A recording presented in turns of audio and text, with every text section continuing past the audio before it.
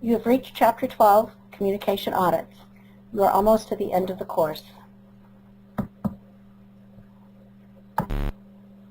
Their learning objectives for Chapter 12 are all about communication audits. We'll define communication audits, then we'll talk about selecting the correct communication audit method for your situation, explaining how to conduct communication audits, how to write up a report so that the information can be used to change communication within the firm, and then understanding the strategic implications that an audit can have in a firm, and then some of the pitfalls. Defining communication audits. It's a comprehensive and thorough study of communication philosophy, concept, structure, flow, and practice within an organization. Basically, when you do an audit, you're trying to gather information about all the communication within the firm, whether that is email, face-to-face, meetings, it doesn't matter. What you want to do is be able to measure any kind of communication that takes place either inside or outside of the firm. Communication audit goals, there's 5 of them. You should develop a picture of the communication in the organization, including major topics, sources, and channels of communication. You need to look at that communication model from Chapter 2 and figure out exactly where are the problems possibly for communication within your firm. You need to look at specific communication tools and describe their value and relevance, or are they irrelevant? Are people using too much texting and not enough face-to-face? Are they unwilling to get up out of their desk and walk around a cubicle to talk with the person next door? Determine if employees are receiving messages downwardly, upwardly, horizontally, and externally, whether these experiences are positive or negative. Are people in a black hole? Are people out of the loops? What do you know about how your employees are receiving their messages, and how does that need to be improved? Provide information to develop a strategic plan for improving communication quality. This is one of the things that's necessary. Provide a process to continually measure communication effectiveness in the organization. Doing an audit once is not sufficient. This really needs to be an ongoing thing that you do on a routine basis to continually improve your organization's communication.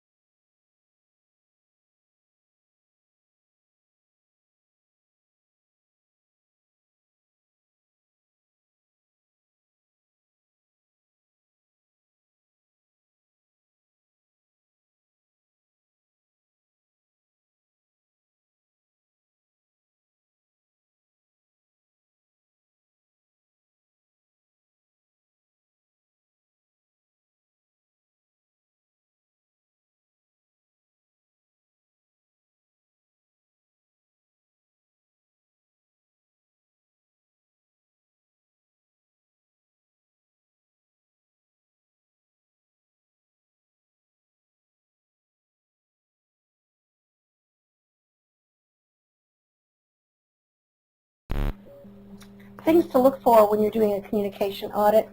Some of the goals and the information gathering activities are included in Figure 12.1 in your book. The communication audit goals: develop a picture of the communication. People need to be able to see where you plan on going with this. Look at specific communication tools. Look at email. Look at texting. Look at anything your organization is using to communicate and determine whether it's useful or not. Determine if employees are receiving messages. And this is pretty easy to do by asking them.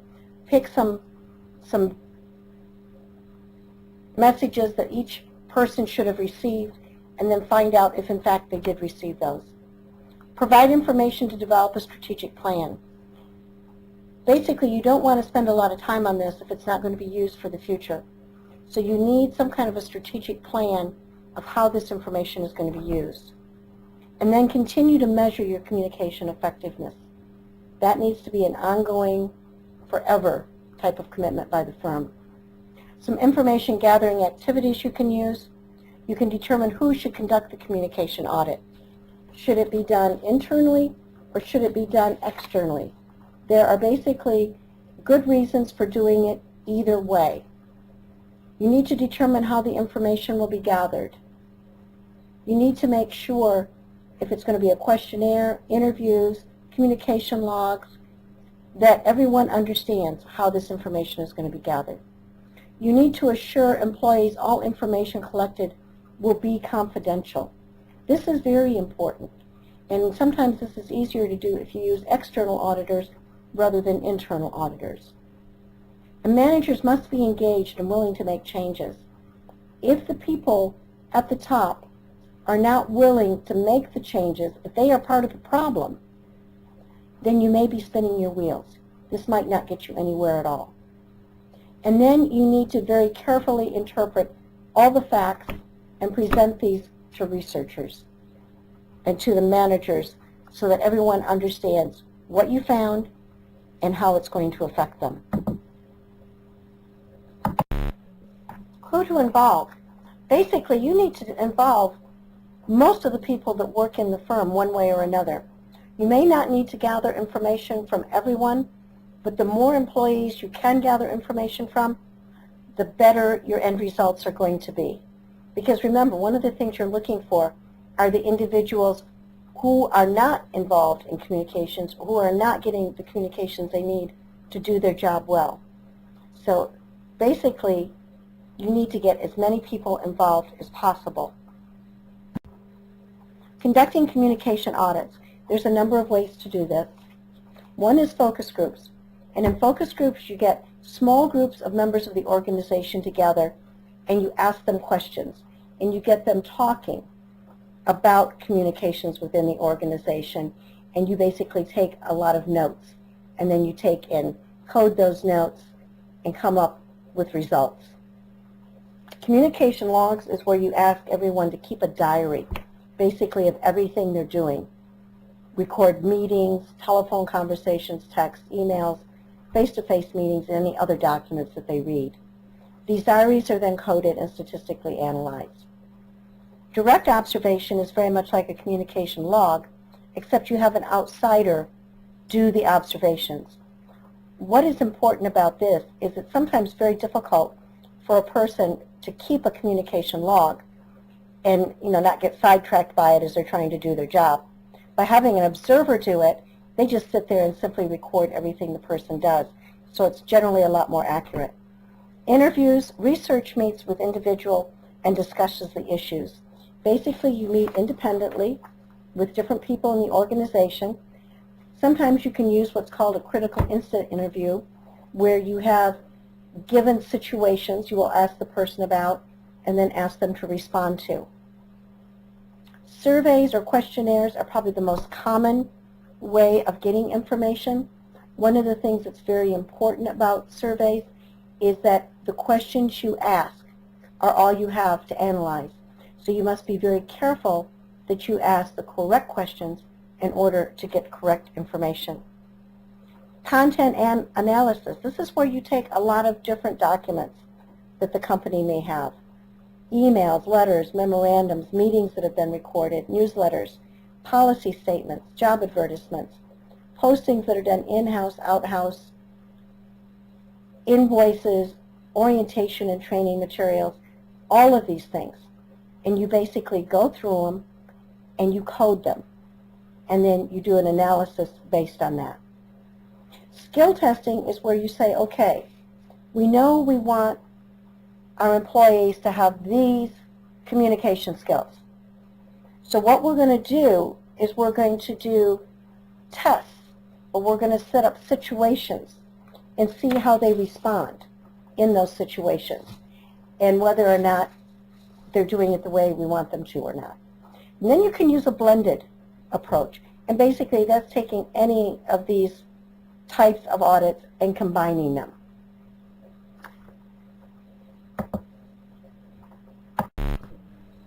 Items to include in a communication audit. You want to be testing a number of different areas of communication within the firm. The first one is leadership and administrative style. Are the people who are in charge, are they theory X, theory Y, or theory Z leadership? You know, are they laissez-faire or are they very hands-on?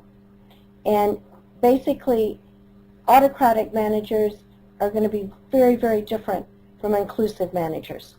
And this can be a big difference on who gets information and who doesn't. The structural elements. Is it a very flat or very tall organization chart? How far do people have to go to get their messages heard? Bureaucratic or team-oriented management? Span of control? How many people does any given manager basically have control over and is responsible for making sure they get the information they need? And information flow. How do you determine who is getting certain emails or certain other information? And then interpersonal communication and relationships. What kind of trust has been built between different individuals in the firm? Where is there not trust? Who is listening? Who is feeling part of the team and who is not? Nonverbal issues, the image of a department, the image of the firm, what kind of signage is in the organization, what kind of lighting, colors, smells, what kind of status is conveyed by the different office seating patterns. Is it a very open versus being very closed? And how do the employees dress? What is the image they have of themselves that then projects onto the organization? Employee issues. Are they satisfied? Are they safe? What kind of benefits do they have? What kind of complaints are they issuing? And are those complaints being heard? Or are those complaints basically being pushed under a rug somehow? Customer issues. When your employees are interfacing with your customers, are those customers happy? Are those customers irritated? How many levels on your phone do people have to go through before they actually get a human being?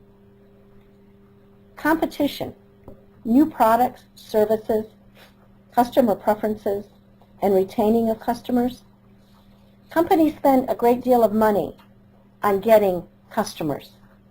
It always amazes me when you deal with somebody like a DirecTV or Dish TV, because it's amazing what they can't do when you're a current client and fixing a problem. But if you drop them and go to someone else, all of a sudden they come back and they're able to solve everything.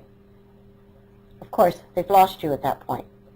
So you want to look in a communication audit at all of these items to make sure you're covering them satisfactorily. There are basically 4 communication audit instruments that are used. The ICA communication audit, which basically is a very good one. It's pretty comprehensive. It has 13 sections to it. It has 9 topic areas. It gets into information needed from others, information sent to others, follow-up or action taken and needed that's sent to others, information that's received, what needs to be done with that information, timeliness of information received, amount of information and how, by what media it's received, the quality of the communication relationship, the satisfaction with the organization overall, and then some general demographic information. One of the good things about this test is it has a very high range of reliability from 0.73 to 0.92, so the validity is also very good, so it tends to be one that people use a lot. The Communication Satisfaction Questionnaire is another survey, and it's pretty reliable also. It has 8 dimensions that it looks at. It looks at the communication climate, supervisory communication, organizational integration, media quality, co-worker communication, corporate information, personal feedback, and subordinate communications. The other 2 are available if you want to look them up, but basically the first 2 are the 2 that are going to be used the most.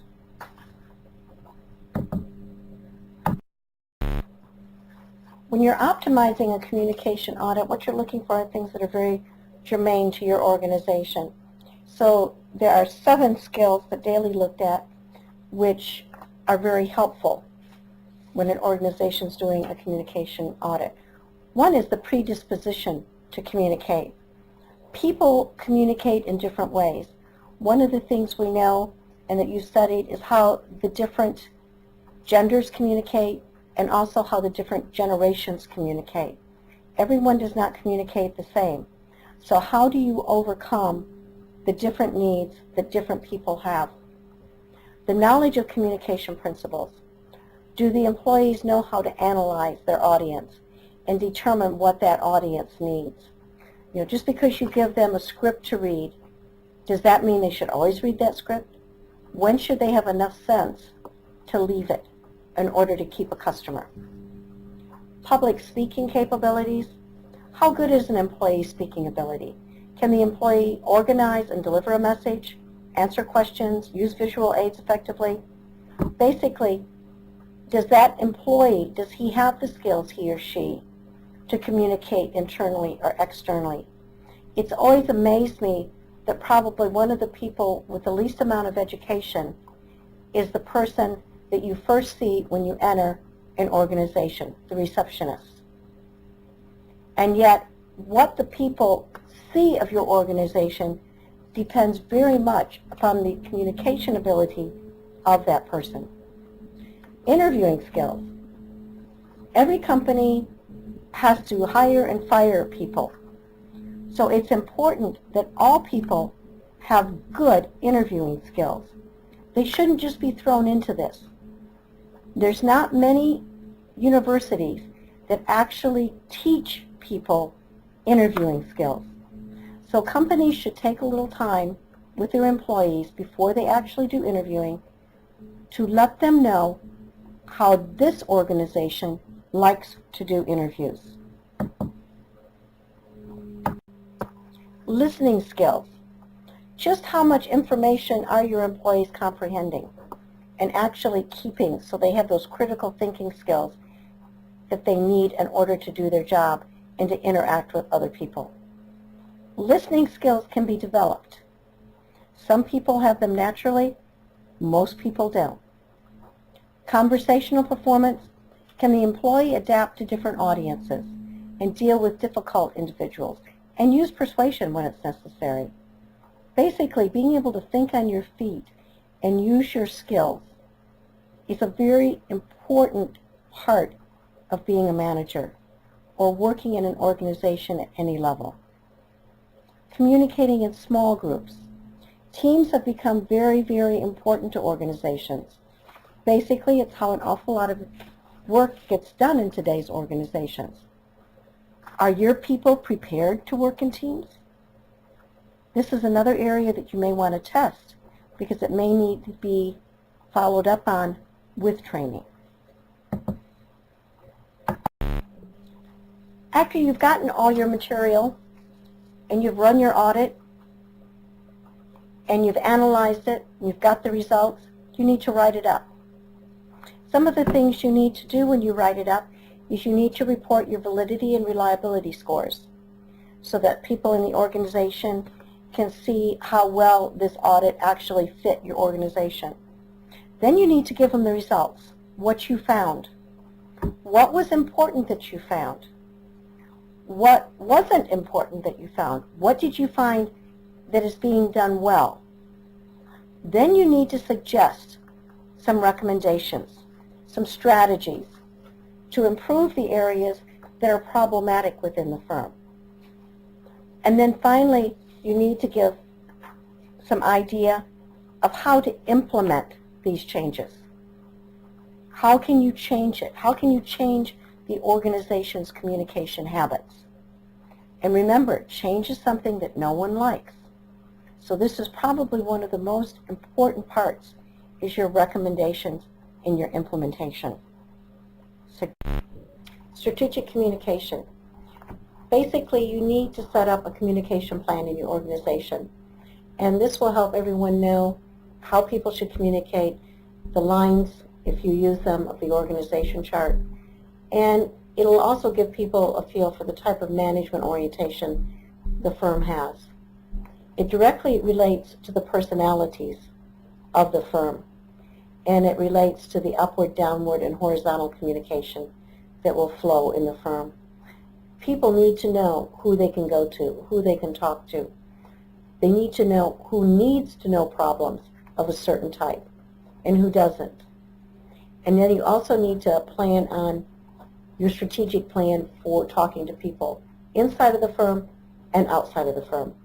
Many times this may be the same information, but quite often there's going to be information internally to the firm that you don't want people on the outside knowing, because it's the daily operations and perhaps future plans of where your organization is going. Strategy success, the legitimacy by the implementers, and how the workers relate to it. You know you have a good strategy when all your workers are believing in it and working towards that end.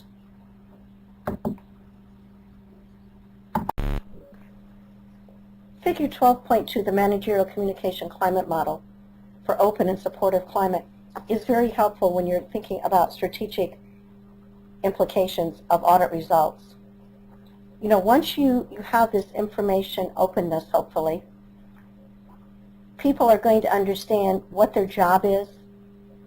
You're going to have their personal information. They're going to understand operationally what they need to do.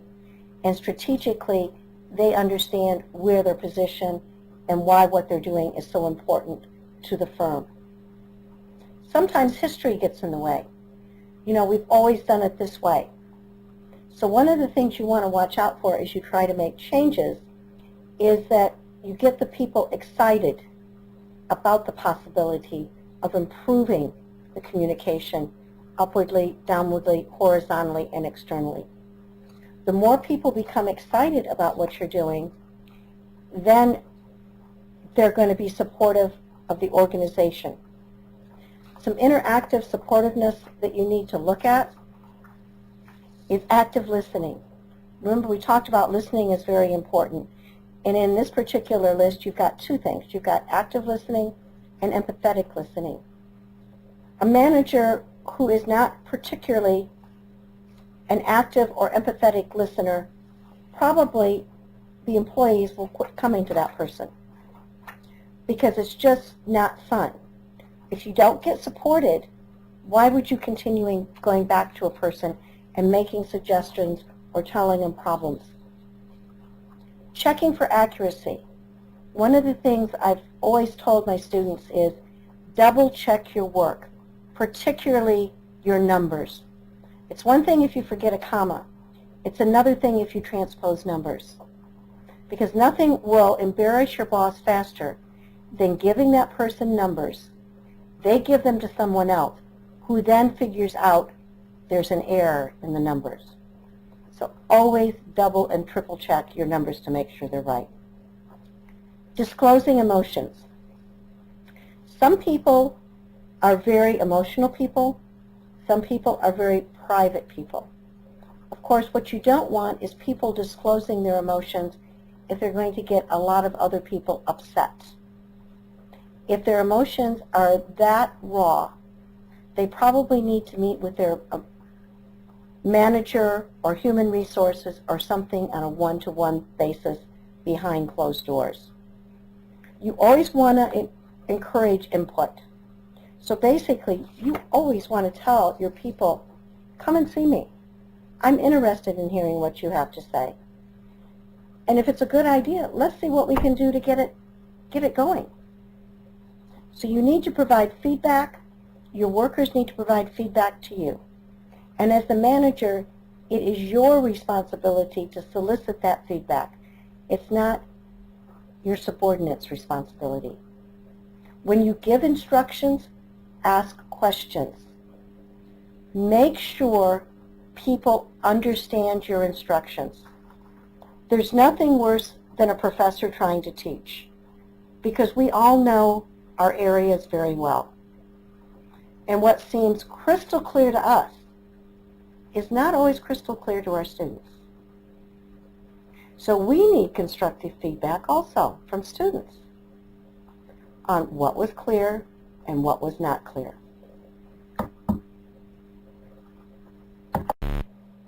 Last but not least is the pitfalls of audits. While audits can be good, it's like anything else that's done in a firm. What can be used for good can also be used for evil. Statistics can always lie. So one of the things you want to make sure is whoever is in charge of the communication audit, that they are people you can trust, who are going to be very honest in the way they look at the information and the way they pull information out and then give it and use it and suggest it to be used.